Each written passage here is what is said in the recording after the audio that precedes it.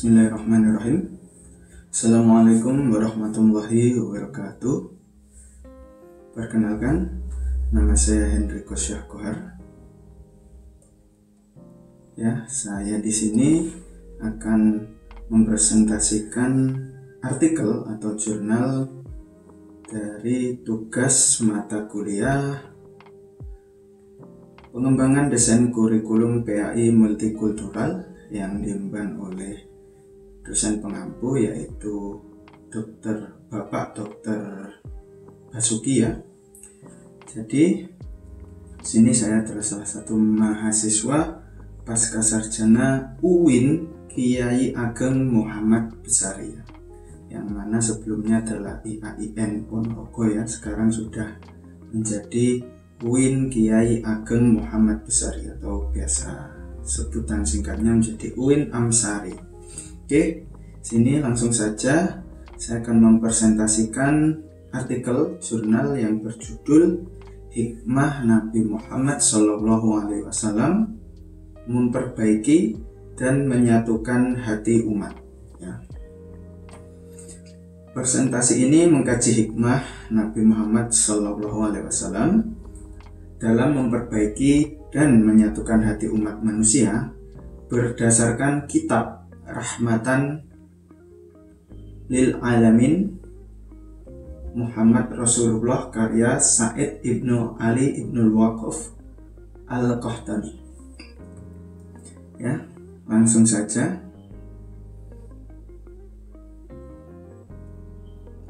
Sini untuk pendahuluan, yaitu pendahuluannya adalah visi sosial Nabi Muhammad SAW.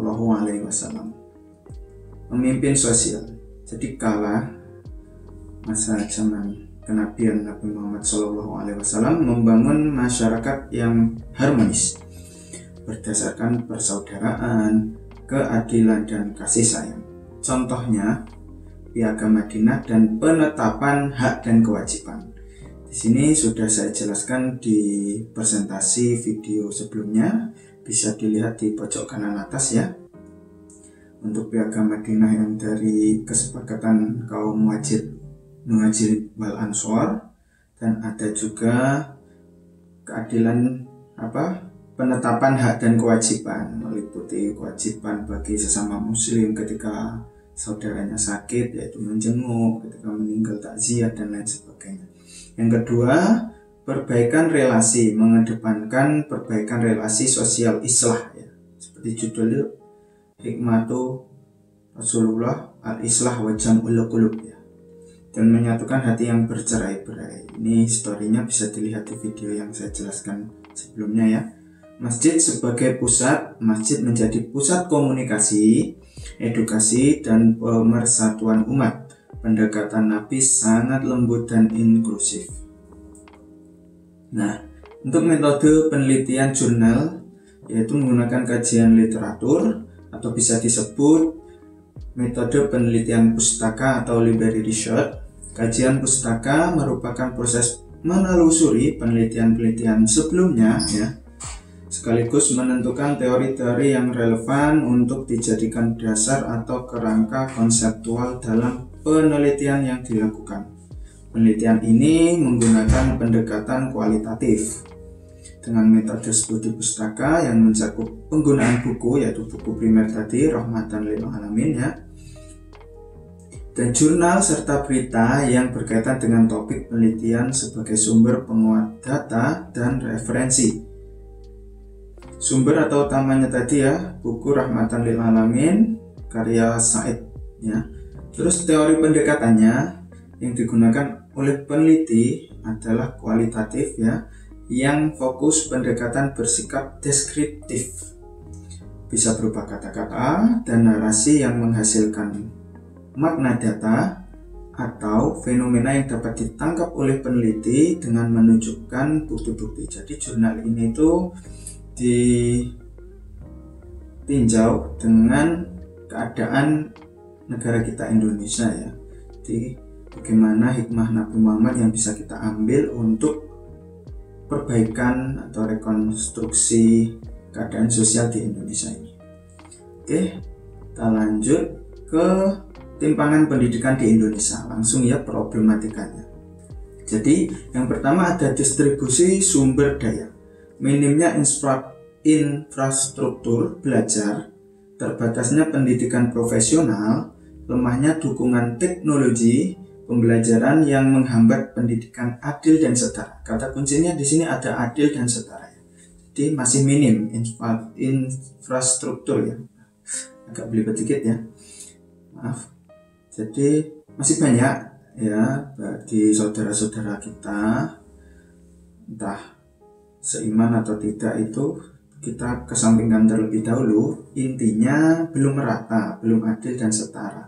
Masih banyak yang di pelosok-pelosok jauh di sana itu belum mewadai, banyak kasus guru yang belum cukup atau buku-buku literasi yang sangat kurang ya. Jadi itu masih menjadi problematika yang ada di negara kita Indonesia. Kita lanjut ke kedua, ada tekanan emosional siswa, beban tugas dan tekanan sosial, pendekatan pembelajaran yang kurang adaptif. Zaman berkembang, peserta didik pun juga mengikuti zaman yang era sekarang, tetapi pembelajaran masih belum bisa integratif dengan perkembangan zaman. Jadi masih menggunakan metode lama ya, yang susah untuk bisa menjangkau pemahaman peserta didik saat ini. Aspek psikologis siswa yang terabaikan. Nah, ini yang paling marak sekarang ya, aspek psikologis siswa ini terabaikan. Kita kembali ke yang pertama tadi, pendidikan profesional yang sangat terbatas ya, belum mampu merata, sehingga ada kasusnya itu banyak guru yang secara pembelajaran kurang adaptif, maka ya ruh guru dalam mengajar itu kurang dalam artian ya, kita bisa lihat kondisi Indonesia, formalitas dalam mengajar itu sangat tinggi, apalagi maaf ini mungkin oknum ya. Jadi banyak sekali pegawai karena bulanan tetap dan lain sebagainya mengajar itu ya, masuk buka LKS, baca sendiri tugas. Jadi pendekatan emosional psikologis siswa itu terabaikan, sudah jarang masuk, sekali masuk pun tidak memberikan penjelasan yang detail. Penugasan itu masih sangat banyak dan terjadi di Indonesia ini ya. Jadi kurangnya itu tadi profesionalitas dari guru sendiri, dan hasilnya psikologi siswa itu terabaikan, jarang menjelaskan tetapi penugasan, jarang masuk penugasan, sekali masuk tugas juga. Oke, itu ya masih menjadi problem. Kebijakan zonasi sebenarnya ini bagus ya, agar semua sekolah yang ada di daerah pelosok dan lain sebagainya itu merata. Karena kasusnya sekarang ya di Indonesia itu banyak sekolah SD ataupun lainnya itu tutup karena tidak dapat murid. Bisa kalian lihat di beberapa tahun yang lampau itu banyak sekali SD yang tutup karena tidak memiliki peserta didik ya. Sebenarnya zonasi itu gunanya untuk merata agar tidak ada sekolah yang kosong ya.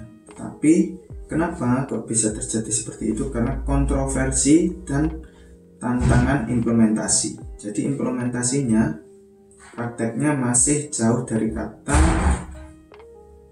zonasi tadi ya. Bagus secara konsep, tetapi prakteknya belum memumpuni atau belum sesuai ideal dengan keinginan kita semua ya. Banyaknya manipulasi data, perlawanan masyarakat ya, karena banyak sekali yang jalur orang dalam. Kita tidak bisa munafik dengan itu. Jadi zonasi diberlakukan, tetapi kenapa ada rumah yang jauh diterima? Oh, ternyata ada sanak kerabatnya yang menjadi guru, sedangkan yang dekat di luar zona yang masih terbilang dekat sekolah tidak diterima karena kuota sudah terpenuhi oleh yang dekat dan orang-orang yang melewati jalur gerilya atau tidak resmi tadi, sehingga yang harusnya mendapat kursi itu terambil dan tidak bisa memasuki. Jadi terdapat perlawanan masyarakat. Banyak itu berita-berita, kalian bisa mencarinya. Oke, kita lanjut ya. Tantangan sosial modern ini ya tantangannya Jadi ada konflik horizontal. Jadi konflik horizontal atau sosial masyarakat ini gesekan akibat kesenjangan pemahaman, perbedaan identitas, dan ketimpangan struktural. Contohnya ketegangan pemakaman di Jayapura berujung anarkis sebab kurangnya manajemen sosial yang efektif, kerusuhan yang terjadi di Wamena itu hoax, penculikan picu kekerasan massa. Sebenarnya ini kita tidak perlu mencari contoh yang jauh di luar. Ini sudah sangat banyak marak di negara kita. Karena saya juga praktisi sebagai guru ya, menemukan sangat banyak. Kita tidak usah jauh-jauh, lingkup kecilnya yaitu Madrasatul Ula, yaitu apa? Al-Um wal Ab, atau ibu dan ayah, atau bisa disebut juga Al-Bait atau rumah itu adalah sekolah pertama. Ketika terjadi gesekan akibat kesenjangan pemahaman yang beda, itu tidak diorganisir, tidak disikapi dengan bijak, maka jatuhnya akan kurang optimal secara bakat.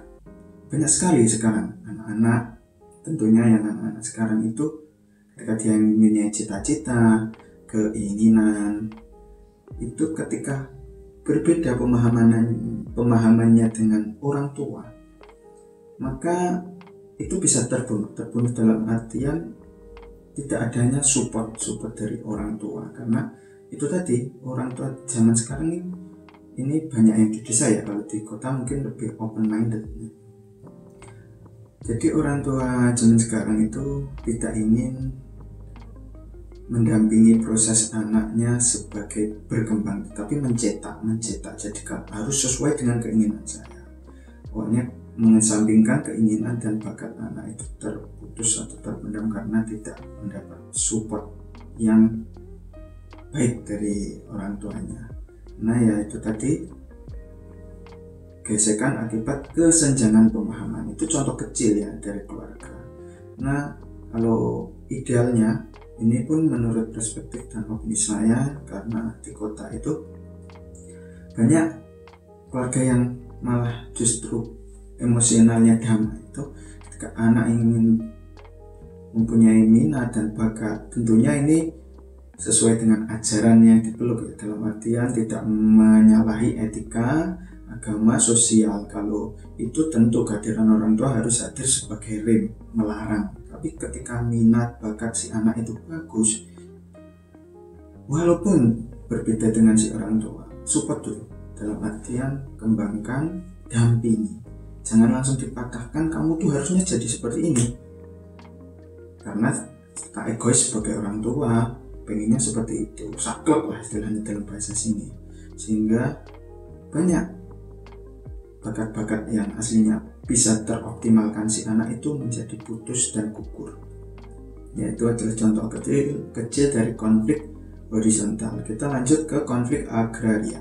Lebih dari 200 kasus konflik lahan di tahun 2022 melibatkan komunitas adat dan perusahaan. Contohnya sekarang yang lagi viral itu Raja Ampat ya.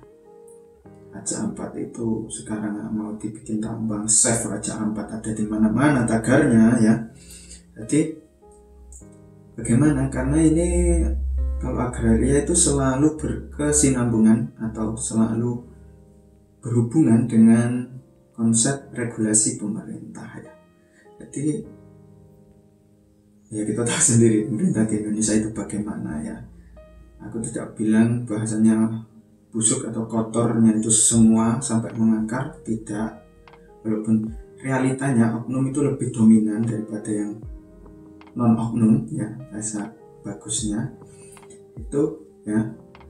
Dan ini terakhir kalinya bisa dilihat yang viral hangat saat ini juga dari tokoh agama, organisasi agama, tokoh bisa memberikan statement yang seperti itu, bisa memberikan label ke orang yang mana dia adalah aktivis lingkungan. Itu sangat tidak diharapkan terucap dari tokoh pemuka agama, itu sangat ironis sekali ya. Seperti itu ya konflik-konfliknya. Nah sekarang kita masuk ke solusi dari kitab Rahmatan lil Alamin ya, karya Said tadi. Bagaimana kita bisa mengambil hikmahnya.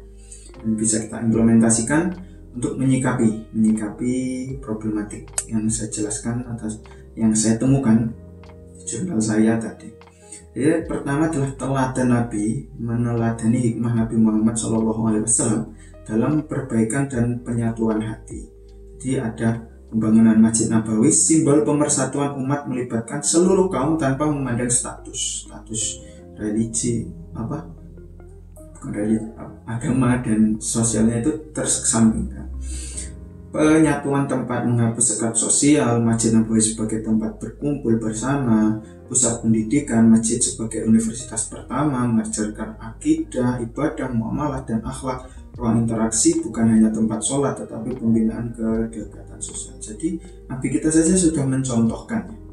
Biasanya masjid itu sebenarnya sama, rahmatan lil alamin. Memang tempat ibadah untuk umat muslim, tapi jangan pernah melarang umat agama lain untuk masuk dan lain sebagainya, dalam artian ingin mengetahui bagaimana aktivitas yang berada di masjid. Kalau untuk pembelajaran sekarang sudah banyak ya, madin, madrasah itu dilakukan di masjid. Yang belum itu adalah kedekatan sosial. Di sini di garis bawahi yang terakhir itu kedekatan sosial. Bahkan masjid itu untuk mengkaji problematik yang ada di desa ataupun di daerah tertentu. Ketika ada konflik antara keluarga satu dengan lain ataupun konflik apapun itu, kita bisa syuro atau musyawarah di masjid itu. Bagaimana kita mencari titik tengahnya, benang merahnya untuk kemaslahatan bersama. Jangan sampai kita egois, kemaslahatan bersamanya itu atas takaran sendiri. Jangan, musyawarah, tetap musyawarah itu ya. Itu adalah yang diajarkan dan solusi dari rahmatan lil alamin kitab tadi ya. Kita lanjut kesimpulan ya, terakhir kesimpulan. Berdasarkan hasil penelitian artikel jurnal bahwa Nabi Muhammad SAW menunjukkan hikmah luar biasa dalam merespon kondisi sosial masyarakat yang terpecah oleh identitas suku, kekuasaan, dan konflik. Jadi, hikmah yang luar biasa itu tadi di buku Rahmatan lil Alamin Muhammad Rasulullah karya Said bin Ali bin Waqf al-Qahdani mengungkapkan bahwa strategi yang diambil oleh Rasulullah tidak bersifat konfrontatif ya, tidak saklek, tetapi dibangun di atas nilai kasih sayang, musyawarah, dan pemberdayaan. Saya ada satu contoh yang kecil yang baru-baru ini terjadi di daerah saya. Itu ada anak kecil yang ke masjid. Memang yang namanya anak kecil ya, dia belum bisa langsung mengikuti sholat dan lain sebagainya, tetapi dia akan bercanda dan bermain sabet sarung itu, seperti kata waktu debat capres itu, ceples itu. Nah, setelah selesai sholat, orang tua langsung memarahinya karena dia dari Jawa ya. Sudah rahmi rasanya masjid ini. Itu kurang baik dalam kita berdakwah, bersosial, atau mengajak menyeru kepada kebaikan. Itu harus sama dengan cara yang baik. Maka yang bersifat konfrontatif atau seperti emosi itu akan cenderung tidak membuahkan hasil yang baik. Alhasil apa? Anak kecil yang bermain tadi tidak pernah ke masjid lagi. Trauma, dimarahi dengan bentakan yang kasar. Alangkah baiknya, karena anak kecil itu kan bisa kita berikan seruan yang lebih adem ya, contohnya ya misalnya anak kecil bermain tadi ya di belakang kami, Bu, sekali-kali ikut coba gerakan sholat. Sing liyane sholat malah bermain. Alangkah baiknya sing liyane sholat ikut sholat dulu. Setelah sholat baru main coples-coplesan sarung dan lain sebagainya, nggak apa-apa, no problem. Nah, kalau kita menyerunya baik, insya Allah mereka tidak langsung trauma. Masa ya kalau ada anak lain makan kan kita makan. Nah, yang lain sholat kita ikut sholat, yang lain main kita ikut main. Nah, seperti itu. Kita mengajaknya pelan-pelan, halus, sehingga anak itu tidak trauma untuk ke masjid. Karena saya mengutip pemahaman atau sarahnya dari Gus Bah itu, cilik ya nang masjid rame ya apa-apa. Sing mending lho dolanan nang masjid, dolanan copo sing ora jelas. Karena walaupun mereka bermain di masjid, mereka tetap melihat bagaimana aktivitas sholat, mendengar bacaan-bacaan dan lain sebagainya. Memang belum langsung mengikuti, tapi ketika kita memberitahu secara baik, insya Allah ya mereka akan mengikuti pelan-pelan. Namanya dakwah pelan-pelan. Apalagi anak sekarang kan kita bisa tahu sedikit-sedikit mental illness atau mental health-nya. Kalau kita konfrontatif itu susah ya susah. Karena seperti ajaran Rasul juga, ketika kita lagi emosi, hati belum tenang, jangan pernah mengambil keputusan, atau menyeru orang lain. Karena apapun keputusan yang diambil ketika kita tidak tenang, ketika kita emosi, itu akan lebih banyak mudarat atau keburukannya. Maka tenangkan dulu. Maka daul ghadabi as-sumdu, atau bisa disebut itu obatnya marah itu hanya diam dulu sejenak, tenangkan pikiran, hati. Sudah tenang baru ambil keputusan, menceramahi atau mengingatkan, itu akan insya Allah akan itu adalah hanya sedikit contoh yang terjadi di masyarakat kita ya. Itu tadi dari awal sampai akhirnya presentasi dari hasil artikel penelitian saya. Kita masuk ke penutupan. Terima kasih dan mari terus berbuat baik ya. Terima kasih. Assalamualaikum warahmatullahi wabarakatuh.